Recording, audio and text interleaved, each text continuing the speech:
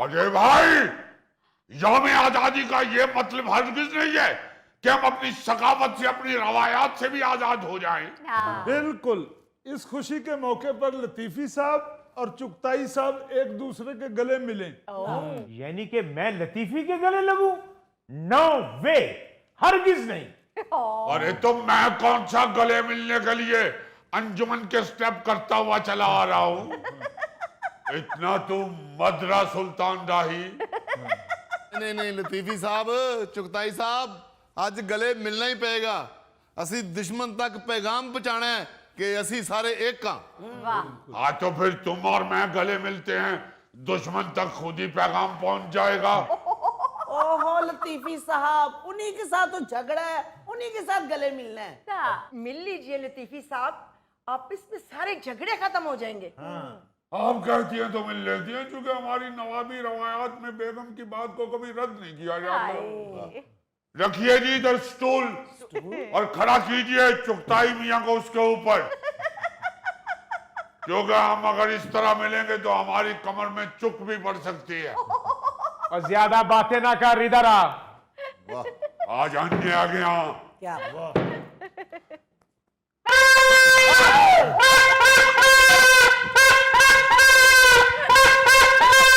आजादी है।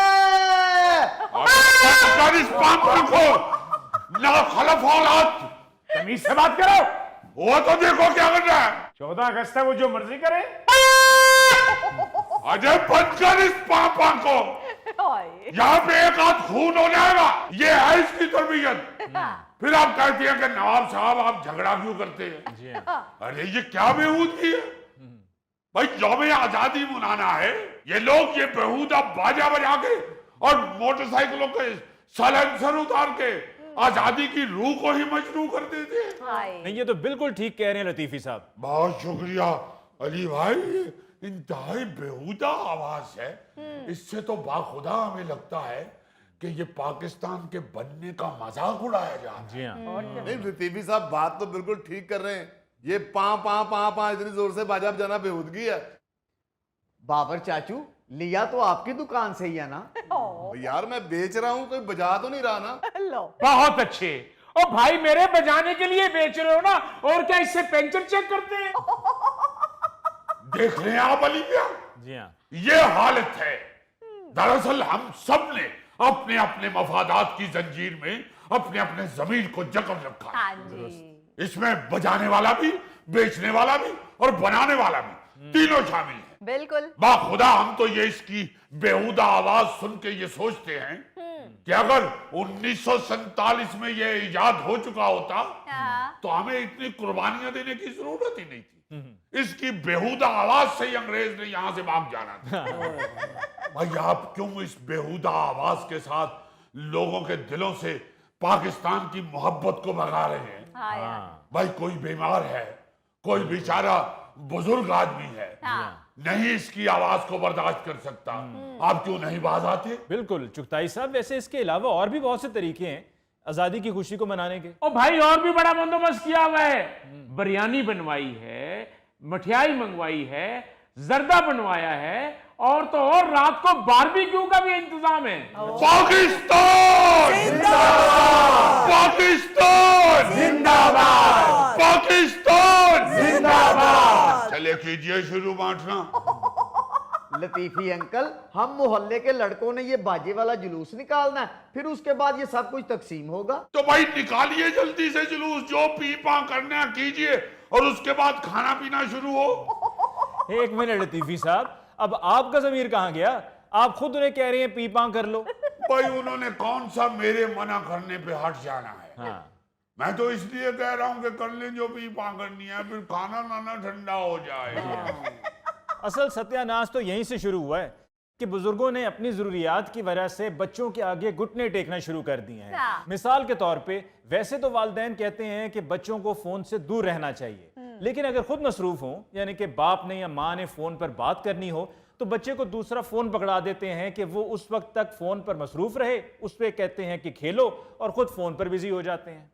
अरे भाई हम नहीं अपने बच्चों को इतनी ढील देते, ये तो चुगताई ने अपने बेटे को सर पे चढ़ाया हुआ है।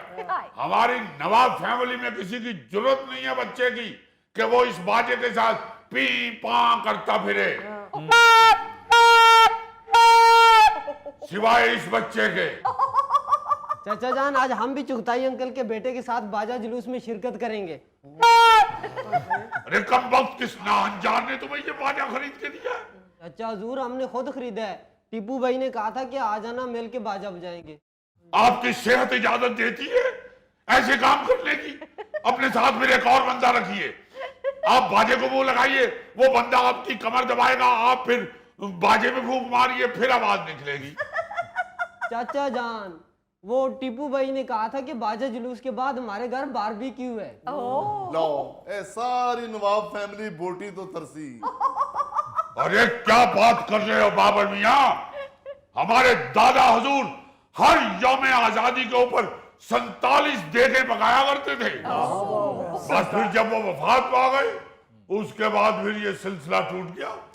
क्योंकि दादा हजूर से ज्यादा अच्छा देग के अंदर कोई भी करनू नहीं कर सकता था। करनू क्या मतलब? वो देग पकाते थे या बांटते थे?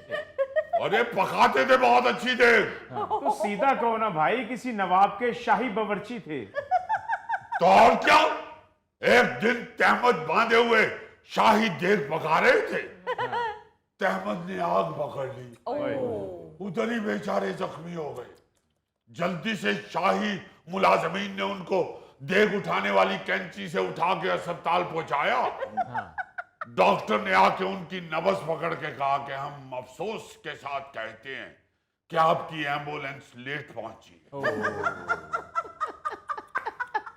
नाज़रीन, इसके साथ ही हम लेते हैं एक ब्रेक, मिलते हैं ब्रेक के बाद। कोई जरूरत नहीं है हर हरे गहरे नथु गहरे को मुंह लगाने की। अच्छा जी। एक्सक्यूज मी, ये आपने किसको कहा है एरा गैरा नथु खैरा? हम तो नथु को कह रहे हैं, आपको तो नहीं कह रहे, आप तो चुगताई भाई हैं।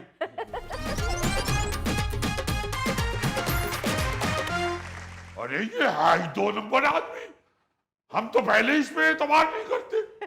हमने तो आज पहली दफा अंदर जाके देखा है, इसने तो पिछले मकान वालों की जगह पे भी कब्जा किया हुआ है। ओहो, क्या हो गया लतीफी साहब? अरे भाई होना क्या है, फजूल कान खाए हुए हैं हमारे। बिरयानी बन रही है, जर्दा पक गया है, बारबेक्यू होगी। कौन सी बारबेक्यू? एक मुर्गा मंगाया हुआ है, उसकी बारबेक्यू हो रही है, और अपने 4 साले भी बुलाए हुए हैं, और पूरे मोहल्ले को भी दावत दी हुई है। वो क्या कहते हैं कि एक शहंशाह ने बनवा के हसी ताजमहल सारी दुनिया की मोहब्बत का उड़ाया है मजाक। एक मुर्गे का बारबेक्यू और सारे मोहल्ले के लोगों का मजाक बनाया हुआ।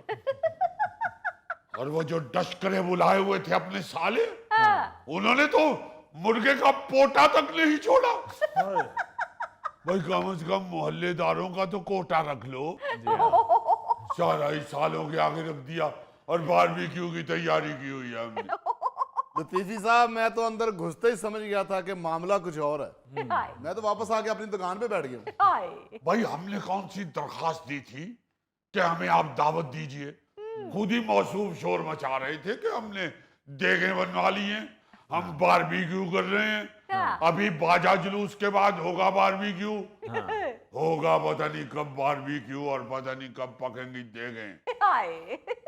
वैसे लतीफी साहब, ज्यादा नहीं, आप खुद क्यों नहीं एक आधी देग का बंदोबस्त कर लेते? ये भी अजीब मंजर है, देख खुद देख का कह रही है। वैसे लतीफी साहब, अगर ऐसा कोई प्रोग्राम